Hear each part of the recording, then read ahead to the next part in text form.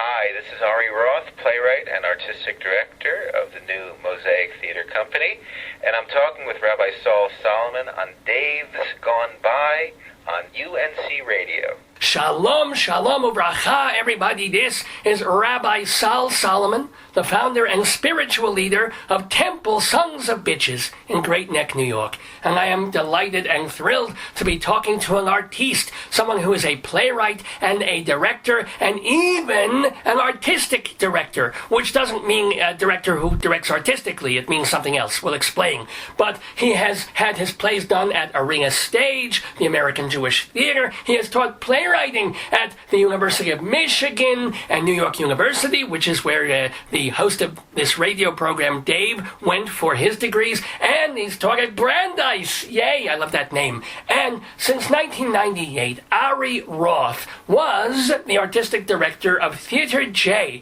in Washington, where they produced more than 100 plays, most of them, almost all of them, on Jewish themes, 35 world premieres. He's not the artistic director anymore. We will explain that as well. But he's got another theater company called the Mosaic. He'll be talking with us about all of that and more. So please welcome a pre-New Year holiday delight to have Ari Roth in the neighborhood. Shalom, Ari. Shalom, shalom. How you doing? It must have been a whirlwind month for you. How's it going?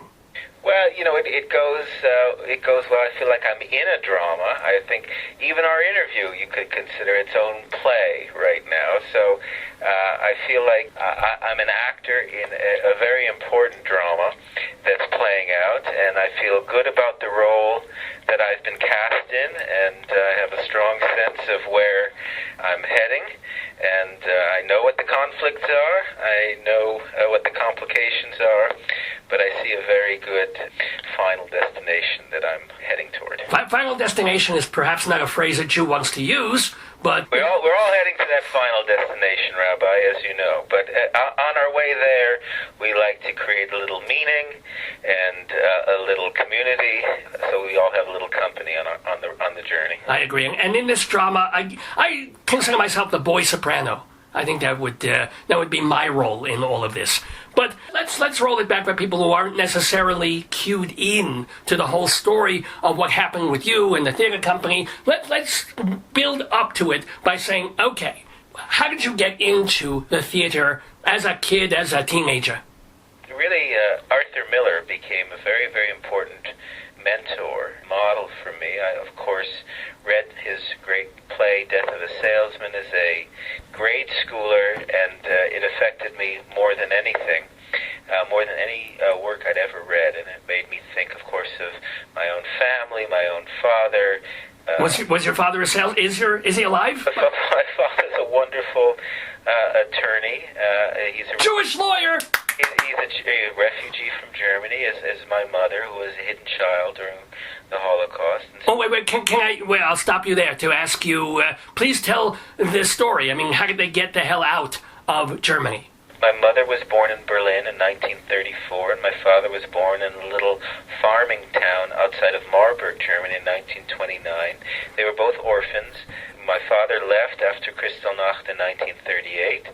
My mother spent the war years on the run with her sister and her mother, going from Berlin to Belgium to northern France to southern France into the Alps in Italy, and finally in a convent in Rome, in the Vatican City, where she was sheltered by nuns. She had a very, very dramatic story, which I've written about as a dramatist, which she's written about. Everybody in my family writes about their experiences and the legacy of the Shoah. My mother went to Palestine on Youth Aliyah, to Ben Shemen Youth Village from 1945 to 47. And my parents met at the University of Chicago in the 1950s, and that's where I was raised. I kind of married my parents' professional disciplines, my mother a psychologist, my father a lawyer. And as I went to Israel, then for a third or a fourth time, when I was in college, I discovered creative expression. I wanted to be a songwriter, then I discovered serious poetry. And by the time I came back to University of Michigan for my junior year, and I wanted to continue my free expression as a young man, the only creative writing class that would take me was playwriting. It so happened that playwriting spoke to me. It spoke to the logical interest in human behavior, and it spoke to the legal form of debate and theater as a kind of form of jurisprudence. Can I ask you what the first play was, even if it was in school, the first play that you ever wrote, full-length play? Sure, I will. I mean, the important thing about University of Michigan is that's where Arthur Miller went to school. And so the first play I ever wrote, which was called The Art of Our Necessities, it was really about my grandmother, who was, of course, the Mother Courage, the stalwart surviving matriarch who led her children through Europe, and with smuggled papers and hiding places and false names and giving away payments to secure the safety of her children, and eventually arranged for getting the children on a boat to Palestine. I wrote a play about now an aging elderly grandmother who comes to live in her daughter's house again, and a grandson's relationship with her. For that play, I got my first Avery Hopwood Award from the University of Michigan, and Mazel. to coincide with the 50th anniversary of the Creative Writing Prize. And Arthur Miller, a favorite son and alum of University of Michigan, who won that same Hopwood Award 2 times in the 1930s, he came and gave the award. And my father came up from Chicago to see me shake Arthur Miller's hand, and you might say it was then that the die was cast, and I wanted to pursue a career like Arthur Miller had. Did you ever get to talk with him or just shake his head? Did he ever say anything to you, anything you remember? I've met him over the years. I liked him a lot. He was, he wouldn't have known me by name, but I knew him. And, I read everything he ever wrote, and I followed his life and his career, and I produced him quite a few times. Well, he just taught me about the playwright's role in society, and the playwriting was a social medium, and it was a way of enlisting the community in really important thought and important conversation. And that's what Miller's plays did. In his examples over the decades, stand up for causes and for a sense of decency in our country and even globally, as a campaigner for human rights and as somebody who fought as a president of the Penn Faulkner Society for the freedom of artists to express themselves even in situations where they were under brutal regimes. Arthur Miller fought a great fight, and he wrote great plays, very poetic plays about the family, society, and the individual. So one of the things that was important to me when I became a producer, artistic director of Theater J in 1997, was to honor his living legacy by producing work that he had created as an older artist. While he was still alive, Miller wrote some beautiful one-acts, like The Last Yankee, I Can't Remember Anything, The Ryan Interview. We put those all together in an omnibus evening called Danger Memory.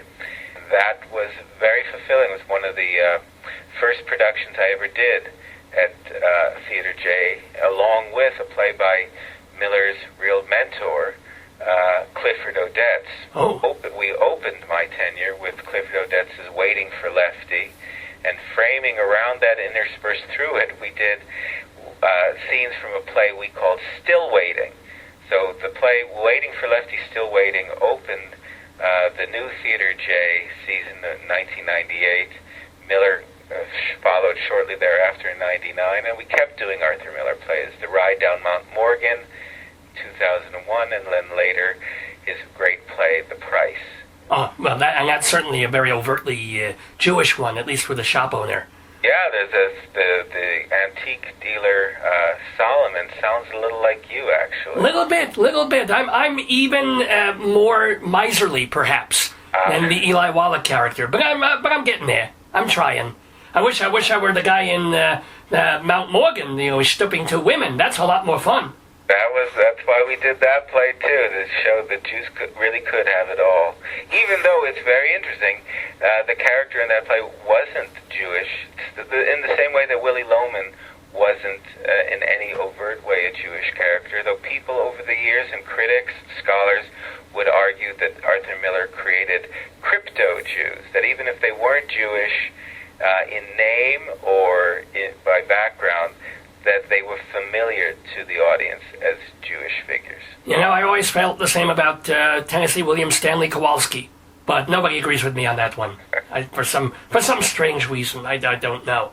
But let me ask you, being a playwright is one thing. You're at the computer, or back then, even the typewriter or the piece of paper. You're writing, you're imagining everything. It is a rather different thing to be a director and an artistic director. How did you make that shift? Well, it grew organically out of being a playwright who was interested in convening conversations about my work, and it grew out of my teaching, principally for the University of Michigan. Again, I taught in the Arthur Miller tradition. Miller had the same playwriting guru teacher that I had. Kenneth Thorpe Rowe was a guest professor, even when my immediate mentor, Mylan Stitt, taught me. Again, it comes from being an educator and nurturing the development of new plays. And what you do with a student, of course, is you're trying to give birth to the writer within and really help establish a young person find their voice and find their subject. What you're doing with the more established writer, whether they're in their 20s, 30s, 40s, or in the case of Sir Thomas Keneally or Robert Brustein, you're dealing with playwrights later in their career, but you're still trying to help them hone and shape their play. And I had a great deal of pleasure working on, in fact, 43 world premieres over the 129 productions that I did at Theater J. My proudest work was as a dramaturg, say a script advisor and consultant, helping to shape so many new works by emerging playwrights and established playwrights alike. ARI Roth here in the neighborhood, talking about how he went into the teaching of theater. He was also writing plays and then becoming a director and a producer. How did you get the gig at Theater J? And explain what Theater J is or was in Washington, D.C. Well, it still is. I arrived at Theater J's doorstep in 1997 after my wife and I left Ann Arbor, Michigan, where our non-tenured track teaching gigs were running out the string, as it might were. So we, after long and dedicated work at an academic institution, we found ourselves without jobs looking into a new year, and my wife quickly found a gig at the World Bank in Washington, D.C., and her parents were there, and I dutifully followed with our two kids, and I stumbled into the Washington, D.C. JCC, a place that had actually done a reading of a play of mine, a play called Oh, the Innocents, back in the early 90s, and with their first and founding artistic director, Martin Blank, who was there for 3 years, and then a new artistic director, Randy Hoflick, was there from 94 through 97, but when I arrived in 97, she had taken a maternity leave and had decided not to come back at that point. Theater J itself had been a very small theater company operating in a 35-seat basement boardroom in a townhouse in the DuPont Circle neighborhood of D.C.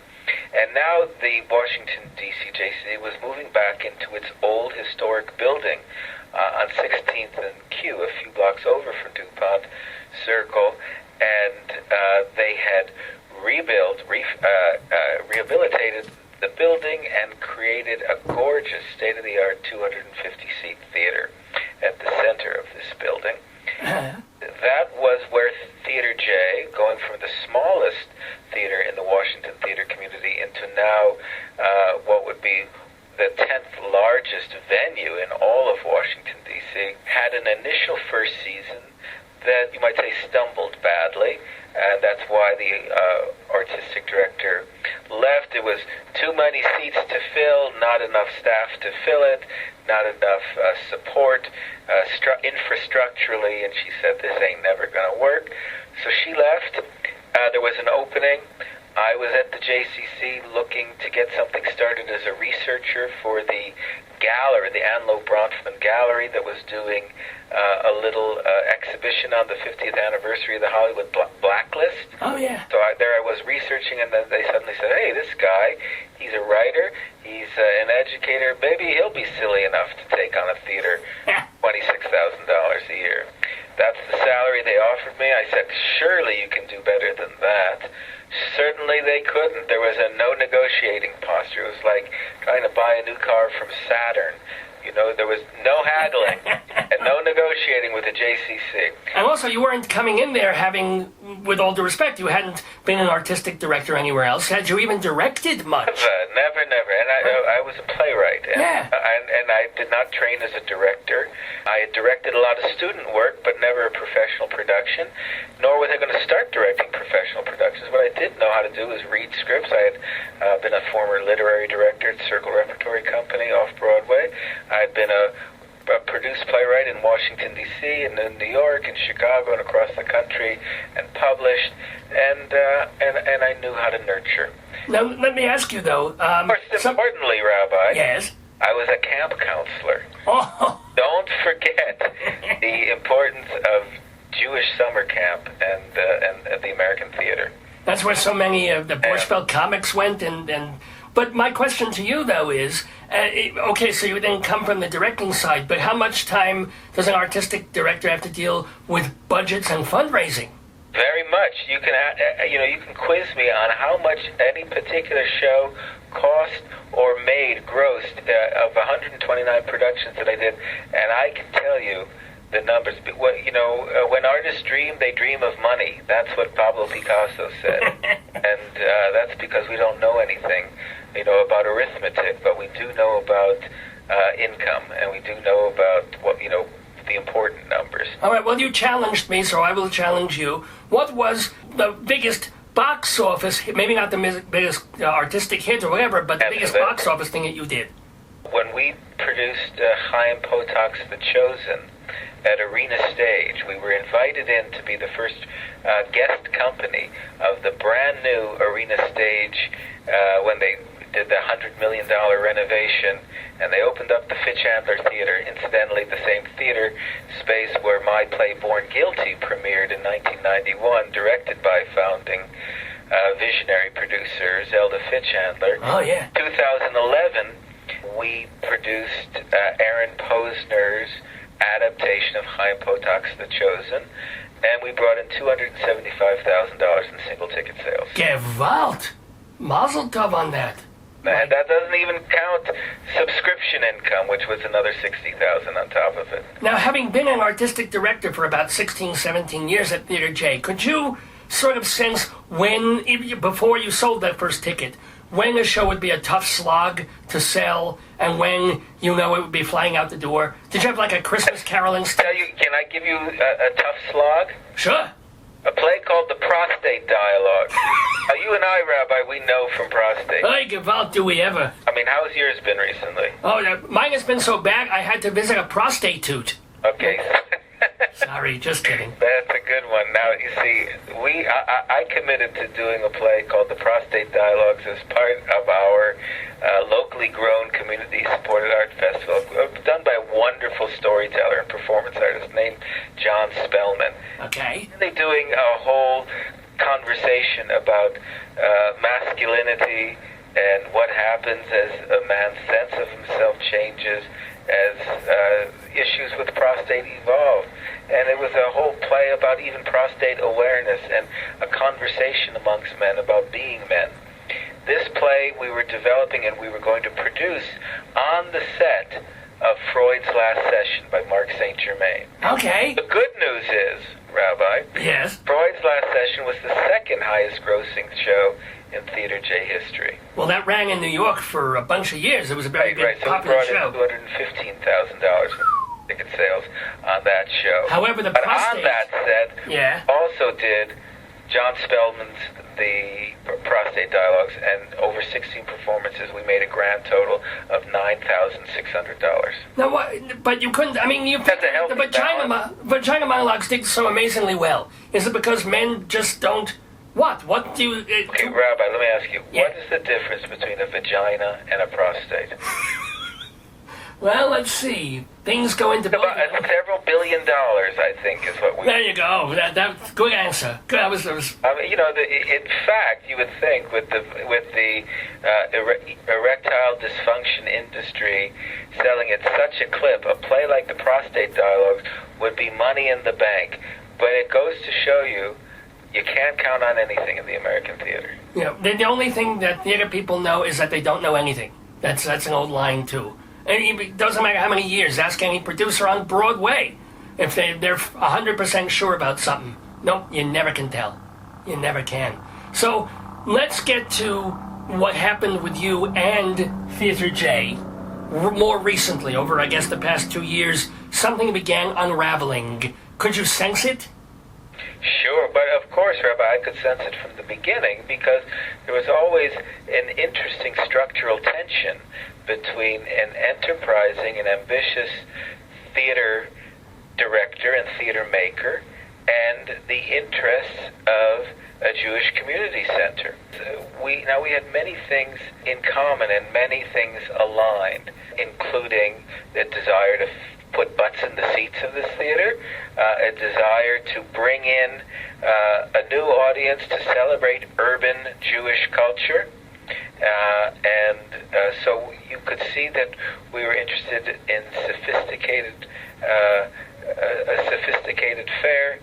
Oh, you know what, Rabbi? I got my parents calling me. Oh. Folks, could we keep it down a little? I've got a rabbi interviewing me. Oh, Rabbi, it's going to get loud in here. If they're nice, I'll give them a blessing. Tell them that. So anyway, there were always balancing acts. I don't know if you have a Jewish community center out there in Schnipper Schnook where you are. Maybe you do, but there's the ballet class wants the same space as the musical wants the same space as the film festival wants the same space as the annual benefit. Everybody's jockeying for prime real estate in the Jewish community center, and that also was happening at ours.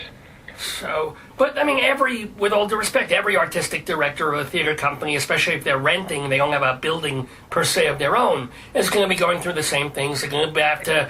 Of course, I'm being universal here. You can identify with the normal tensions that come with being a theater director as part of a larger program. But. So that's one part of it, and then and of course, when you're interested in doing work that is cutting edge, you risk ruffling feathers, whether you're using language that can be offending, and of course, many theaters have tittered when they experiencing the work of a contemporary playwright who uses the F-bomb. Oi, give up! Oi, no! Oi, oi, oi. And then you go even further, and you say, let's start talking about issues and political matters that might offend certain members of the community. Now, for many, many years, Theater J did programming on Israel that was very engaging and very cutting edge. In the year 2000, we did David Hare's play Via Dolorosa.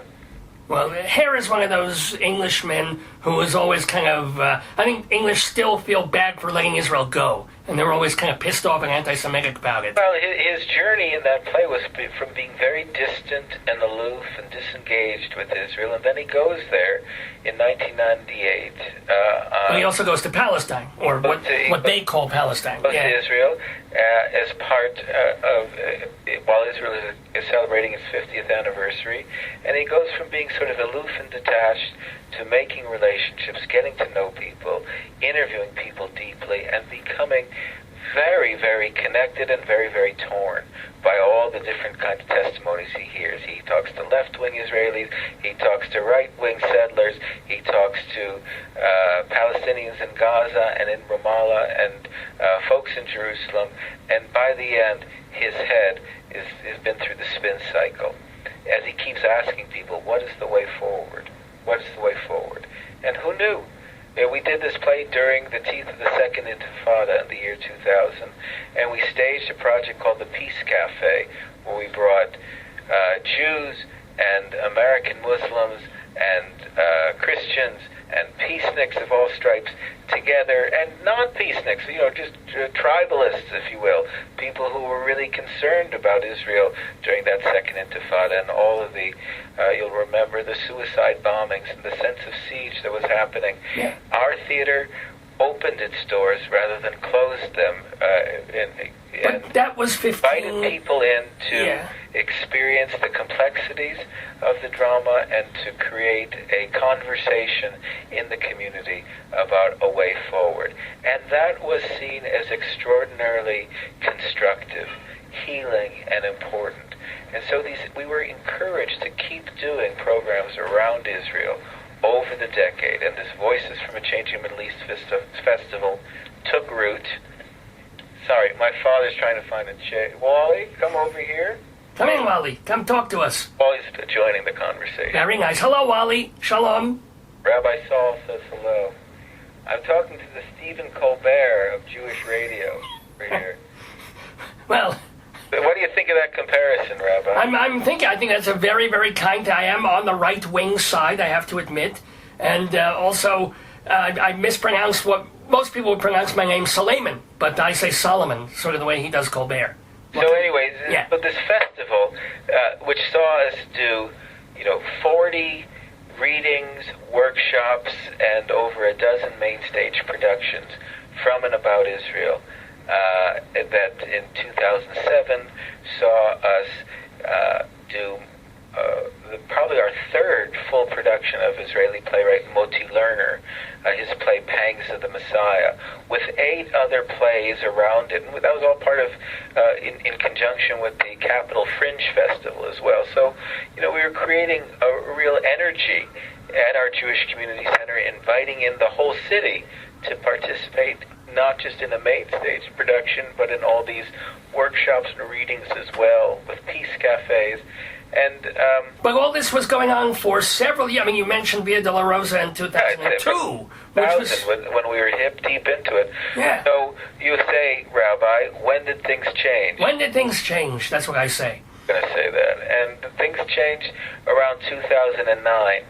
And in 2009, there was a change in Israel, too. This was right after Operation Cast Lead, the Israeli campaign into Gaza, a bad war, a big election in Israel, and a new government and a new foreign minister. I don't know if your listeners know who Avigdor Lieberman is, but he was a strong-minded, and still is, a strong-minded minister in the cabinet, and he headed up the foreign ministry. They were very conscious of the images and the messaging that they wanted to have sent out into the diaspora about Israel, and a hope to change the conversation about Israel. There was a Jewish agency initiative called Brand Israel, and that was a way of focusing a conversation on the positive stories of Israel, on Startup Nation, on everything that was good, and to steer people away from the exhausting conversation of the conflict. Okay. So that initiative began to take hold, and there were groups, or one small group in a suburb of Washington, D.C., that took upon itself to begin criticizing Theater J for its offerings. And that criticism, which was shrill, I felt, and frequently, if not always, inaccurate, as a because they never came to see the plays, but they heard about them. They heard about their success, and they suggested that they were giving Israel a black eye, and that they were anti-Zionist and anti-Israel. And of course, people who saw these productions of Israeli plays by Israeli playwrights, Right. people who had fought for the state of Israel, whose children were fighting for the state of Israel, people who were proud to be Zionists, and also proud to be dissident voices within their country. And of course we did plays that were not less dissident or differently dissident. We did plays by feminists who were upset with the sort of male prerogatives and the religious injunctions that were making it difficult for Israeli religious women to be fully respected. In plays like Hadar Galron's Mikveh, or plays like Savion Liebrecht's Apples from the Desert, we were doing works that expressed a whole range of experiences within Israel. But were the people who were dissenting against the theater and against your programming, was it specifically because about the Palestinian issue, or was it just in general bad language, too feminist? You're going to have the Tony Kushner play about the homosexual. I can't even know the whole title, but the title is longer than the play, I think. But no. You know what? It was 14 words in the title, and that's still shorter than the play. Okay. 3 hours and 20 minutes. I'm joking, but you know what I'm saying? Was it specifically a Palestinian or Arab versus I would Israel? think so. I think when we touched on that subject, that's when sensitivities were most aroused, and it's particularly because in trying to create a legitimate conversation between opposing narratives, and which is to say an Israeli narrative and a Palestinian narrative, about what? About origin stories, about 1948, for example. And there were two plays that we touched on most famously. In 2011, we presented the Camry Theater, the flagship theater of Israel. We paid a lot of money and worked very hard for over a year to bring the Camry Theater of Tel Aviv to be in residence with us for 18 days. And they presented 17 performances of Return to Haifa, which was an adaptation by Israeli playwright Boaz Gaon of the Palestinian novella by Ghassan Kanafani called Return to Haifa. And Kanafani was an interesting figure. He's one of the most lauded man of letters in Palestinian culture. Well, that doesn't take much, but okay. Sorry. What's that? I said it doesn't take much. I'm kidding. He was also a spokesperson for the PFLP, so he was a political activist as well.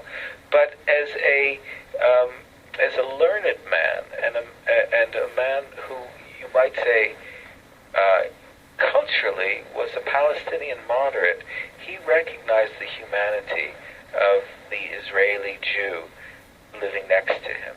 He wrote compellingly of the trauma of the Holocaust and its impact on Jewish immigrants. And so he created in Miriam and Ephraim two characters who come to Israel and who, with the formation of the state, approach the Jewish agency and get a house, an abandoned house. And in this house, they are told, is a child. It was discovered a child, a baby left behind in the Battle of Haifa. And they agree to raise this child. They discover, of course, that it's a Palestinian child who was left behind. And after 1967, the Six-Day War, the Palestinian family who had fled Haifa returned with the opening of the borders. And they return to the house, and they meet Miriam, now a widow, the Holocaust survivor, and they want to find out about the house, but mostly they want to find out about the child that they were forced to leave behind. And they meet that child soon, who is now a 17-year-old in the Israeli Defense Force. Wow. A child they had named Khaldun, who now goes by the name of Dov. And so Dov, in his Israeli army fatigues, sees his birth parents, and he sees his nurturing mother, and of course he has to decide whose child is he, and where is he going to sleep that evening. And so that is the melodrama, really, that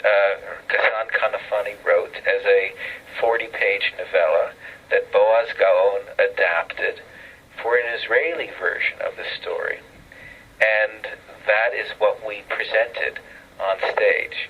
And we presented it in Hebrew and in Arabic with English subtitles for 17 totally sold-out performances. An amazing series of panel discussions, both among Israelis, American Jews, Palestinians, Christians. We had very lively and constructive and meaningful conversations, and the audience stayed for all of it, and they were deeply touched by it. And there were no complaints during the show, during the performance, really. We only began to experience the real criticisms of it after the impact of this production had fully registered on the community. And that's when the group began to agitate and began to say how inappropriate it was that the Jewish Community Center had staged this work. And you might say that the arguments that began in 2011 and that continued from year to year thereafter were all about whether a message like the one we were presenting, which was human lives are at stake, we have to figure out a way to coexist, and we have to negotiate with humanity and with understanding and with tolerance. And well, I don't think that'll ever happen. No, but you don't think it, and it may not ever happen. But artists have to have hope, and and people have to hear about other people's versions, so that they can have versions of history and personal experiences, so they can be more aware of the situation of the world around them. I just think, I can only play devil's advocate at this point, but I think for the past 2-3 years, media has been dumping on Israel in a way that they never did before. When the Gaza and what was going on there, and maybe it's just that members of the board and this fraction organization that you mentioned just said, look, of all places that we don't want criticizing Israel so much would be the one Jewish theater that we have. I mean, that I can only think maybe that's what's really behind it, of saying this should be the one oasis where we don't just hear positive things, but we don't need to hear the Arabs bitching about Israel. In fact, you might say, where is the one oasis where we can invite in, within a Jewish context, we can invite in our brothers and sisters from across the divide and hear stories and work on our problems together. I think I would argue that there are many oases where we can come and be Jews together and block out the outside world and not work on any healing discourse or go through any common experiences together. We've got lots of pockets where we can all be isolated, and we can work on strengthening our resolve and self-esteem. But how many places have been successfully creating safe spaces to bring different communities together for important conversations? Tell me, Rabbi, how many places like that do we have? Well, there's, I guess we can invite people to a deli. That would be all right. Maybe a nice trip to the zoo. We can sit around, have a nice box lunch, with our Arab friends and enemies. Well, no, just the friendly Arabs, of course. But the truth is that to bring people together for a constructive purpose and to experience stories that really focus, that aren't about a delicatessen and that aren't about a zoo, but that are really about our history, our shared history. And though that history may have different versions, we try to piece together a narrative that allows for different perspectives to coexist at the same time. You might say that's a kind of deli smorgasbord. Oh, You might say, how can we eat a little bit of this and a little bit of that, and it all go into the same stomach?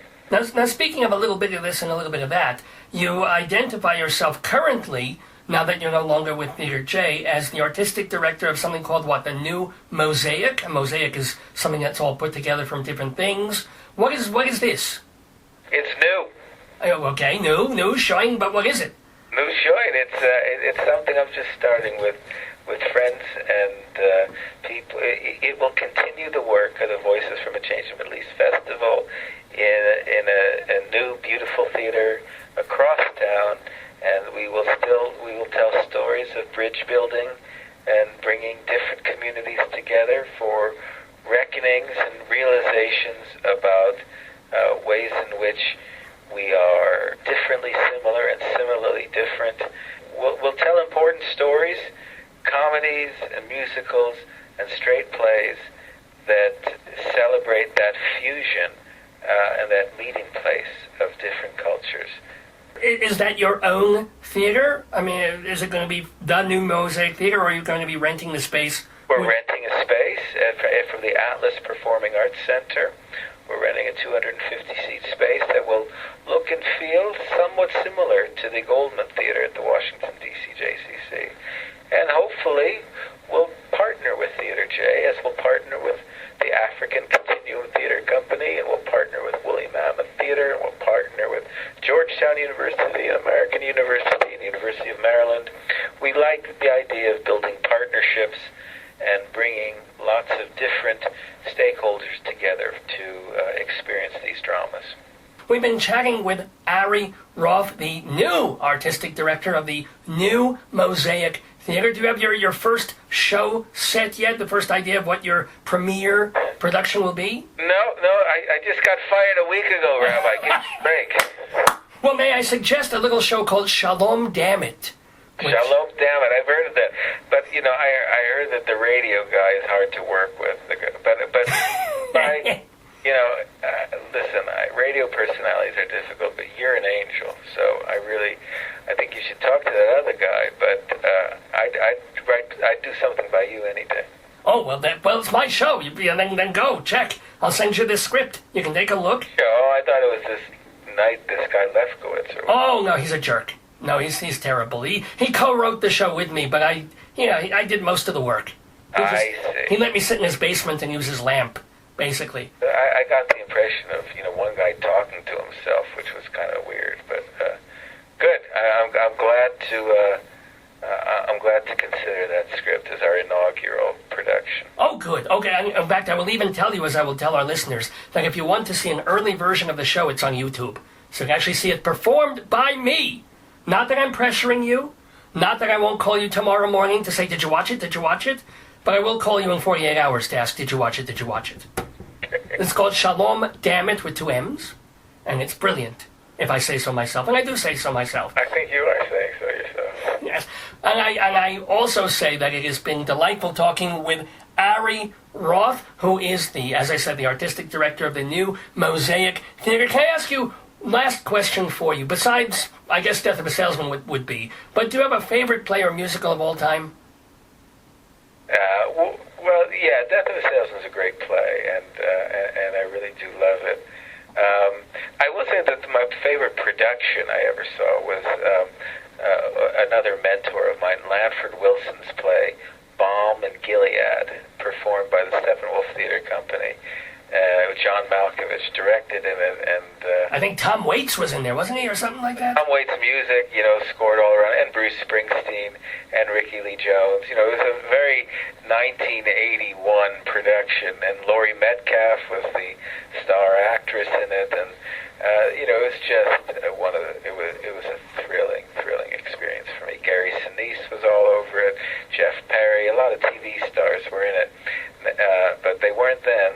Then they were just scruffy theater actors. I saw it in Chicago. I saw it in New York at Circle Rep, where I worked, and it just was all about. It conveyed the joy of ensemble acting and the whole fusion of complete sensory experience of music, setting, dialogue. It was thrilling.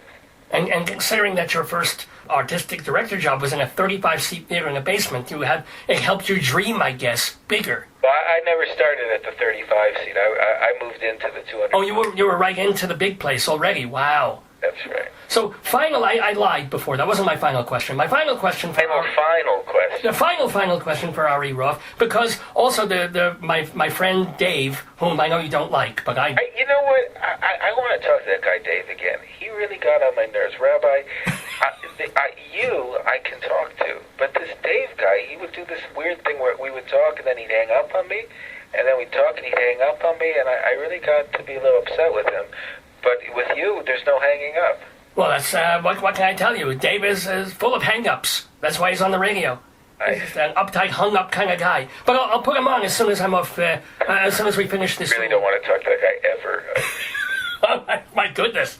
Well, that's a shame because he's a very. No, he's your employer or whatever it is. But yeah, I have to say nice things about him. You go out on your own. Actually, I think you could leave this schnook and start on your own, and it would be good for both of you. Well, yeah, it would certainly be good for me. Let me tell you that. But we've been friends for so long, I would feel guilty. Well, I'm Jewish. I feel guilty all the time anyway, so I guess it won't be that much worse. But my question is because Dave himself has, believe it or not, taught playwriting. So I wanted to ask you, Ari Roth, what was the main thing that you tried to impart in your playwriting students at the University of Michigan? What's something that you wanted to teach each and every one of them if you could? Have a major dramatic question. Ooh. Your major dramatic question is finished. Your play is done. So that's anyway. That's the. I learned structure, and I loved structure, and that's the University of Michigan way. That's the Kenneth Thorpe Rowe, Arthur Miller way. I came from the school of the well-made play, and wow. You can look at great theater today and see lots and lots of innovation and experimentation. There's nothing like a well-made scene, and that's really why I love the work of Tony Kushner now, because as radical a playwright as he is, he knows from structure and he knows from writing a gorgeously composed scene, and so I really still appreciate the craftsmanship of the playwright. And of course, I always tell my students, and I'm sure that dude Dave does as well, you spell playwright with a W-R-I-G-H-T, right like a shipwright, a wheelwright. These are craftsmen, and a playwright's a craftsman. And so you have to have respect for the craft. That was beautifully put. You are a word writer, quite honestly. That's what you are. Say that to all the guests. You're a phrase right. No, I don't. Really? No, just the ones, either the ones that I really mean it, or the ones that were cute that I want to sleep with. So that basically, and you would be in the former catalog. I may be a producer of the Intelligent Homosexual's Guide to Capitalism and Socialism, but this is strictly a phone relationship. Oh, absolutely.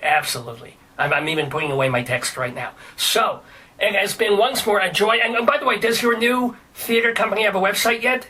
It does, but I can't give you the URL until Monday. So call when Dave calls to bug me. That's right. Did you see it? I'll give you the URL. But you can bet it's mosaictheater.org. So it will most likely be Mosaic Theater. Theater with an R-E or an E-R? E-R. E-R, even though you are R-E. Get it? Okay. Anywho, mosaictheater.org. A joy and a pleasure, and happy holidays, by the way. Happy New Year to you. Happy Erev Christmas. I mean, I know this is going to happen at a later date, but readers should know, and listeners should know, this was recorded on Erev Christmas, which is significant. I guess. It was more significant that we're not talking to this man on Shabbos, even though he's a reconstructodox. What was your thing? That's right. I said reconservadox. I went to a Reformed summer camp, an Orthodox day school, and a conservative shul, and my parents are labor Zionists, so sue me. Sue me? So labor Zionists. So that's a little left-wing-ish. I get it. It's left-wing. It is. We're left-wing and proud of it. Or as I like to say, left-fliggle. That's the way we used to put it, where fliggle is a wing. Anyway. I think the time has come, Rabbi. Yes, it certainly has. Anyway, it's come and gone. But it's been fun talking to you, and we really thank you, and certainly wish you much success doing more theater, more good things in your new theater, and what else can I thank? Happy New Year, Ari Roth. All righty. Bye-bye. Shalom to you.